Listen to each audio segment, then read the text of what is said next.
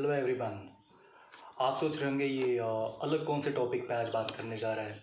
तो बेसिकली जैसे कि आप सब जानते हैं कि मैं म्यूज़िक और कुछ फ़नी वीडियोस बनाता हूँ और वो यूट्यूब पे डालता हूँ। तो आज का ये टॉपिक उससे बिल्कुल हटके है। पिछले कुछ दिनों से जो सोशल मीडिया पे कुछ बातों का एक्सचेंज चल रहा है, जो लोग अपने व्यूज़ रख रहे हैं, तो मैंने मेरी लाइफ से जुड़े जो मैंने खुद एक्सपीरियंस किया उसके बेसिस पे मैंने सोचा कि मैंने ये शेयर करना चाहिए, ताकि जो ये सब कंट्रोवर्सी चल रही है, जो लोग अपने अजम्पशंस बना रहे हैं, आप जब तक चीज़ों को आजमाते नहीं हो तब तक अपने अजम्पशंस आप सोशल मीडिया पे मत दीजिए, क्योंकि बहुत लोग को इन्फ्लुएंस करता है। स्पेशली वो लोग जिनके बहुत सारे फॉलोअर्स हैं, मैं चैनल का नाम नहीं लूँगा, तो वहाँ पे सो कॉल्ड एक्सपोज किया जाने वाला सब्जेक्ट लाइन डाल के वीडियोस चलाए जा रहे हैं, बट हालांकि वीडियो में वैसा कुछ एक्सपोज होता नहीं है। तो जो मैंने खुद एक्सपीरियंस किया उसके बेसिस पे कुछ तथ्य मैं आपके सामने रखना चाहूँगा। तो जिन लोगों को लगता है कि मैं मेरे सब्सक्राइबर गेन करने के लिए या फिर व्यूज़ गेन करने के लिए इस टॉपिक पे वीडियो बना रहा हूँ, तो उनको मैं जवाब देना चाहूँगा इस वीडियो के अंत पे, क्योंकि ये टॉपिक पे व्यूज़ गेन करके या फिर सब्सक्राइबर गेन करके मेरा कुछ फ़ायदा होने वाला है नहीं। वो कैसे, मैं आपको वीडियो के अंत में बताऊँगा। तो अभी हम टॉपिक पे आते हैं। पिछले कुछ दिनों से, स्पेशली जब से ये कोरोना पैंडेमिक इंडिया में आया है, उसके कुछ दिनों पहले से डॉक्टर विश्वरूप रॉय चौधरी का एक वीडियो बहुत ही वायरल हुआ था, जिसमें उन्होंने बहुत सारे दावे किए थे और कुछ फैक्ट्स उन्होंने लोगों के सामने रखे थे। उसी के साथ उनका जो डाइट है, डीआईपी डाइट, उन्होंने प्रमोट किया था या फिर उन्होंने लोगों तक वो पहुंचाया था और उसके फ़ायदे बताए थे। उसके बाद कुछ चैनल्स ने रिपीटेडली उनके खिलाफ कुछ वीडियोस बनाए थे, उनको एक्सपोज करने की कोशिश की थी।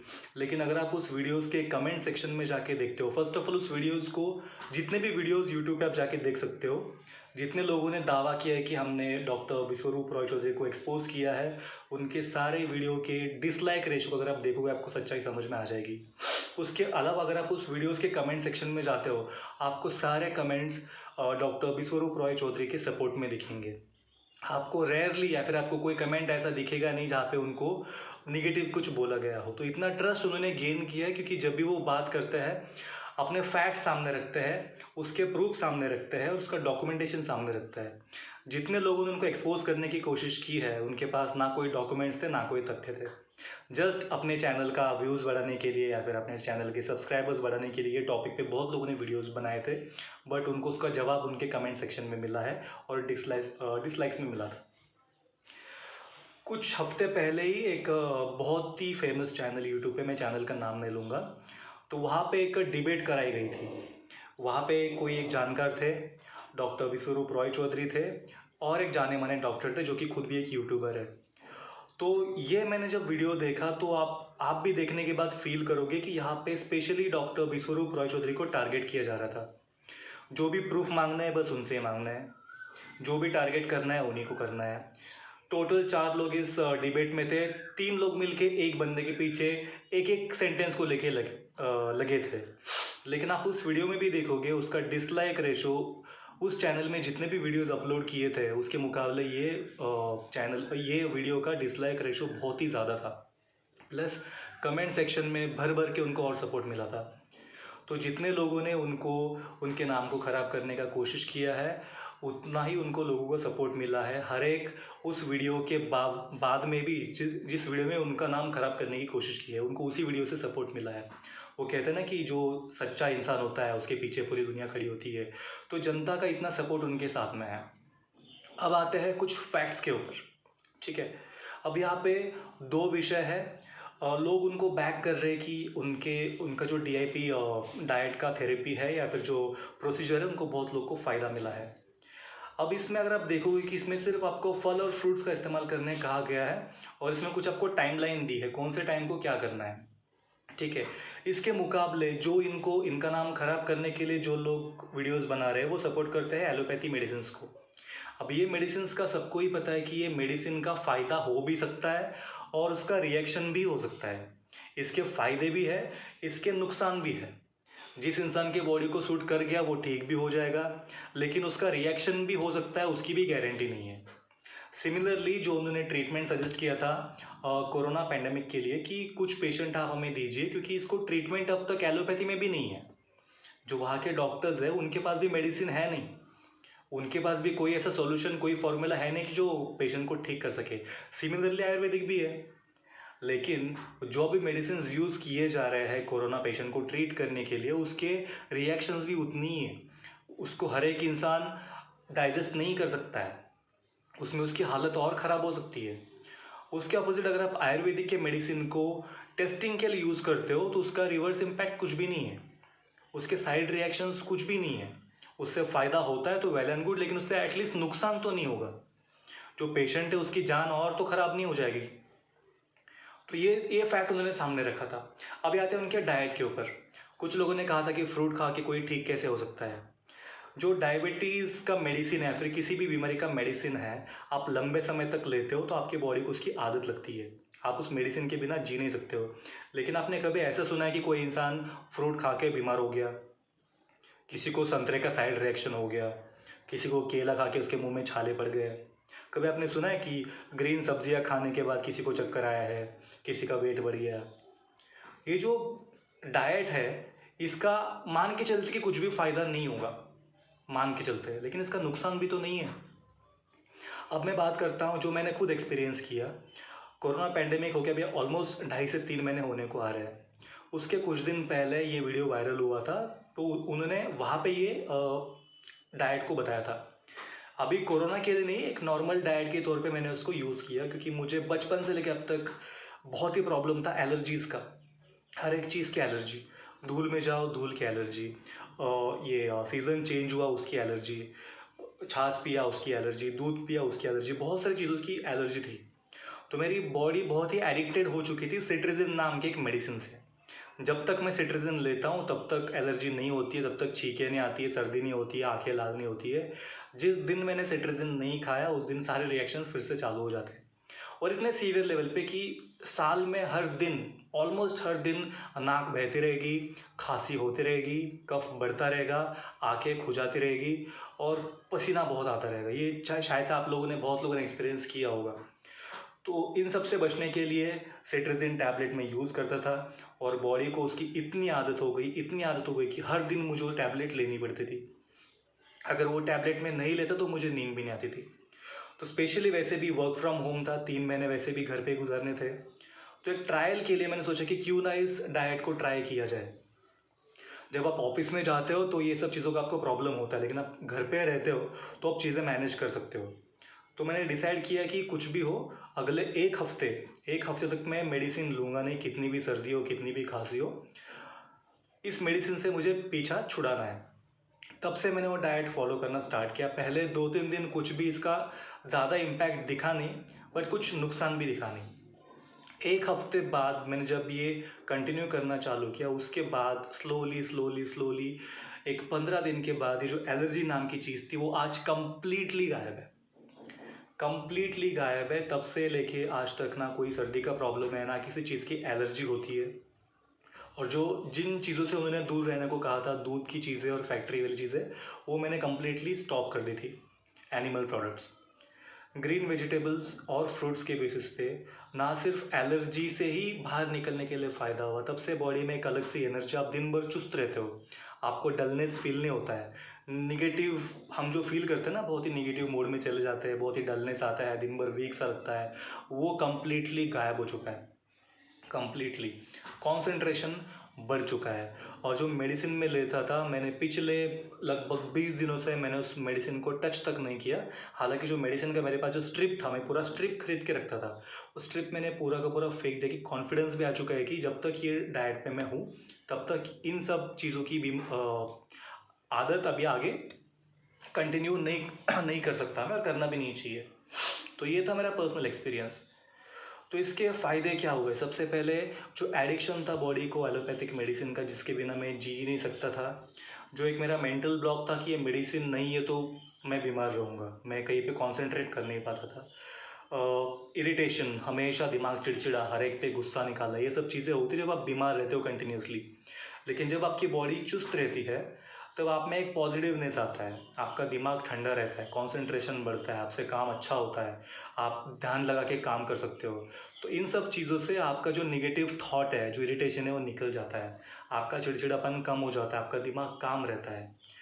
तो एक सिंपल डाइट की वजह से इतने सारे फ़ायदे मैंने खुद एक्सपीरियंस किए थे। इसका नुकसान क्या था? नुकसान कुछ भी नहीं था। इसके मुकाबले अगर मैं मेरे 20 दिन पहले की लाइफ देखूँ, मैं एलोपैथी मेडिसिन सिट्राजिन में लेता था। मैं सिट्राजिन जिनको यहाँ पे बिल्कुल डिग्रेड नहीं करना चाहता हूँ, लेकिन जो टैबलेट मैंने ली मैं उसके बारे में बात कर रहा हूँ। तो यहाँ से 20 दिन पहले की जो लाइफ थी, अभी जहाँ पे फ्रूट्स और ग्रीन वेजिटेबल्स थे वहाँ पे सिट्राजिन एक छोटी सी टैबलेट थी, ठीक है। जिसके फ़ायदे ये थे कि एलर्जी होते ही वो टैबलेट लेने के कुछ समय बाद एलर्जी ख़त्म होती थी। उसका साइड रिएक्शन ये था कि एडिक्शन था बॉडी को कि टैबलेट मुझे चाहिए ही चाहिए। और वो टैबलेट लेने के बाद एलर्जीज तो नहीं होती थी उस स्पेसिफिक समय तक, लेकिन बॉडी हमेशा डल रहना, दिमाग में डलनेस, डिजीनेस, एक आलसीपन सा था जो कि अभी बिल्कुल नहीं है। तो डॉक्टर विश्वरूप रॉय चौधरी का कहने का मकसद एक ही है कि आप जितनी नेचुरल चीज़ों को फॉलो करोगे, जितने आप नेचुरल चीज़ों को आपके डेली रूटीन में लाओगे, उतना आपको फ़ायदा होगा। अगर फ़ायदा नहीं भी होता है तो एटलीस्ट उसका नुकसान तो नहीं होगा, ठीक है। तो बस उनको यही एक छोटी सी चीज़ कहनी थी। उन्होंने किसी ब्रांड के अगेंस्ट कुछ मुहिम नहीं छेड़ी है, उन्होंने किसी व्यक्ति के अगेंस्ट कुछ बात नहीं कही है। हालांकि आप उनके कुछ वीडियोस में देखोगे उन्होंने ये भी कहा कि आप गवर्नमेंट को सपोर्ट कीजिए, मैं खुद भी करता हूँ। उन्होंने कभी लॉकडाउन को अपोज किया नहीं था। उनका सिर्फ और सिर्फ एक ही कंसर्न था कि जो मेडिसिन्स आप इंसान को दे रहे हो, इंसान उसके एडिक्शन में चला ना जाए और सिर्फ मेडिसिन के भरोसे ही इंसान जिंदा ना रहे। और एक चीज़ अगर आपने गौर की होगी, आप उनको फॉलो करते हो या फिर आप उनको फॉलो नहीं करते हो, आपने शायद एक बार उनकी वीडियो देखी होगी, लेकिन उनका वीडियो देखने के बाद हम में से बहुत लोगों में एक जागरूकता आ चुकी है कि कोई भी ट्रीटमेंट लेने से पहले हम एक बार उस डॉक्टर को या फिर उस हॉस्पिटल को क्वेश्चन करेंगे ट्रीटमेंट क्या है। इसके पहले हमें स्टेंटिंग को लेके, जो हार्ट के ट्रीटमेंट्स होते हैं उसको लेके कुछ भी आइडिया नहीं था। डायबिटीज़ क्या होता है, इंसुलिन क्या होता है, उसके ट्रीटमेंट्स क्या होते हैं, उसमें मेडिसिन कौन कौन सी यूज़ की जाती है, उसका ऑल्टरनेटिव क्या है, इन सब चीज़ों के बारे में हमारे पास पहले कुछ भी आइडिया नहीं था। इनफैक्ट मुझे मेरी मॉम का कैटरैक्ट ट्रीटमेंट कराना है, मेरे माता जी का। तो इसके पहले सिर्फ ये था कि आँख का ऑपरेशन है, आँख के अस्पताल में जाओ ट्रीटमेंट कराओ। तो उसमें कौन सी मशीन्स यूज़ की जाती है, उसमें कौन कौन से ऑप्शंस अपने पास अवेलेबल है, हम कौन कौन से ट्रीटमेंट्स कितने कितने खर्चे में करा सकते हैं, ये सब चीज़ों का नॉलेज पहले शायद से हम में से किसी को भी नहीं था। साथ में ही जो इंटरनेशनल लेवल पे जो डिप्लोमेसी चल रही है, जो पॉलिटिक्स चल रही है, WHO आपने बहुत बार सुना होगा। इसके पहले WHO मतलब हमारे लिए सिर्फ एक संस्था थी जो कि मेडिकल चीज़ों का ख्याल रखती थी, ध्यान देती थी। लेकिन इस साल में 2020 में पहली बार जो बहुत सारे एजुकेटेड लोग भी हैं, उनको पहली बार पता चला कि WHO में होता क्या है। उतने WHO के पीछे कितनी सारी कंट्रीज़ अपना कद ऊपर करने के लिए पॉलिटिक्स कर रही है। तो ये सब चीज़ों का नॉलेज, ये सब चीज़ों की इंफॉर्मेशन हमें इसी साल मिली है, सिर्फ एक इंसान के बदौलत, वो है डॉक्टर विश्वरूप रॉय चौधरी। तो बस यही था कि एक जागरूकता डायरेक्टली या फिर इनडायरेक्टली लोगों में आ चुकी है। आप उनको पसंद करो या फिर ना करो, आज आप में उतनी हिम्मत है कि आप अपने डॉक्टर को क्वेश्चन कर सको। उन्होंने जो भी ट्रीटमेंट आपको सजेस्ट किया है, जो कुछ उन्होंने आपको कॉस्ट बताया है, खर्चा बताया है, आप एक बार उनको क्रॉस क्वेश्चन करके पूछ सको कि ये खर्चा किस चीज़ का है या फिर ये ट्रीटमेंट कौन सी है, क्या इसका कोई ऑल्टरनेटिव है। तो ये जो दिमाग हमें दिया है, जिस इंसान ने दिया है, वो कभी गलत हो नहीं सकता है। तो इसी चीज़ को मैं लेके बोल रहा हूँ कि आप एक बार उनके थॉट्स को ठीक से सुन लीजिएगा, एनालाइज कीजिएगा। बस उनका एक ही थॉट था, तो आई थॉट कि चलो जो मैंने एक्सपीरियंस किया उसके बेसिस पे मैं व्यू आप लोग के सामने रखूँ कि मैंने क्या एक्सपीरियंस किया था। अब मेरा खैर बहुत ही छोटे लेवल का ये बीमारी या फिर एलर्जी था, लेकिन जो डायबिटीज़ के लिए उन लोगों ने सजेस्ट किया है, उन लोगों ने भी बहुत व्यूज़ वगैरह शेयर किए हैं, वीडियो शेयर किए हैं। उनको देख के आप बिल्कुल ट्रस्ट कर सकते हो कि इन मेडिसिन के, इन थेरेपीज़ के नुकसान कुछ नहीं है। आप मेडिसिन से अपना पीछा छुड़ा सकते हो। बस यही मेरा कहने का मकसद था। और दूसरी चीज़ जो मैंने वीडियो के स्टार्टिंग में कहा था कि कुछ लोग ये भी सोचेंगे कि मैं मेरे चैनल के सब्सक्राइबर बढ़ाने के लिए ये वीडियो बना रहा हूँ इस टॉपिक पे, तो उनको मैं कहना चाहूँगा जो मेरे चैनल में जो वीडियोस आते हैं मोस्टली म्यूज़िक के आते हैं और कुछ फ़नी वीडियोस, कुछ अलग अलग टॉपिक पे जो कि यूथ को अट्रैक्ट करते हैं, उनको सुनने में, देखने में अच्छा लगता है। जिस टॉपिक पे मैं अभी बात कर रहा हूँ उसमें रेयरली कोई यूथ आएगा इसमें एक स्पेसिफिक एज ग्रुप के लोग आएंगे जो इस तरीके के वीडियो देखना पसंद करते हैं। ये लोगों ने अगर मेरे चैनल को सब्सक्राइब किया, जो मेरे बाद में आने वाली वीडियोस है वो उनको बिल्कुल अच्छी नहीं लगेगी, क्योंकि वो वीडियोस देखने वाला एज ग्रुप एक अलग है और ये वीडियोस देखने वाला एक एज ग्रुप अलग है। जो दोनों ऑडियंस है उनके लाइक्स उनके डिसलाइक्स अलग है।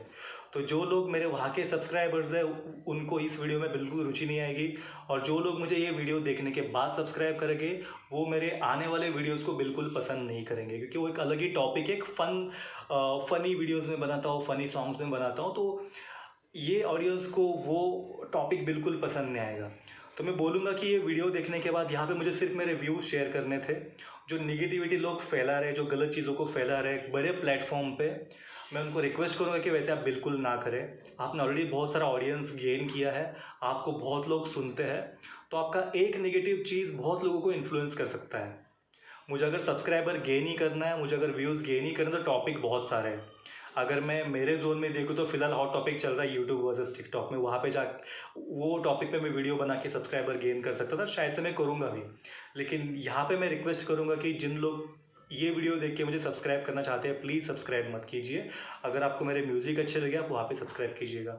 ये बस मुझे मैसेज पहुँचाना था मैक्सिमम लोगों तक, जो लोग डॉक्टर विश्वरूप रॉय चौधरी को फॉलो करते हैं, या फिर कुछ लोगों ने उनके खिलाफ मन बना के रखा है। आप एक बार सोच के देखिएगा उनके टॉपिक्स क्या है, उनको कहना क्या है, उसके बाद आप अपने कंक्लूजन पे आ सकते हो। बस इतना ही कहना था। Thank you so much. और आने वाले अपकमिंग वीडियोस के लिए, अपकमिंग सॉन्ग्स के लिए आप मेरे चैनल को सब्सक्राइब कर सकते हो। इस वीडियो के बेसिस पे नहीं, मैं वैसे भी कुछ दिनों बाद इस वीडियो को डिलीट करने वाला जब ये टॉपिक पूरा खत्म हो जाए। Thank you so much guys, bye bye.